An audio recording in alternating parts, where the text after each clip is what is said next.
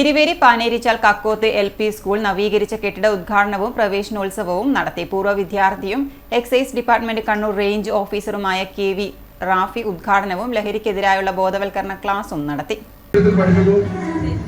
അതുപോലെ മറ്റുള്ളവരും പഠിപ്പിക്കുന്നു. ഇംഗ്ലീഷ് മീഡിയത്തിൽ കുട്ടികളും ഇംഗ്ലീഷ് മീഡിയത്തിൽ പഠിക്കുന്നത്. കാരണം പൈസ ഉണ്ടാവില്ല, അടുത്ത കുട്ടി ഇംഗ്ലീഷ് മീഡിയത്തിൽ പഠിക്കുന്നത് വിചാരിച്ചിട്ട് അതിന് പറഞ്ഞ എല്ലാ കുട്ടികളും 5ാം ക്ലാസ് എത്തുമ്പോഴേക്കും മലയാളം മീഡിയത്തിലേക്ക് മാറുക ഓട്ടോമാറ്റിക്കായിട്ട്. കാരണം 10ാം ക്ലാസ്സിന് കൂടുതൽ മാർക്ക് കിട്ടണമെങ്കിൽ മലയാളം മീഡിയത്തിൽ തന്നെ പഠിപ്പിക്കണം.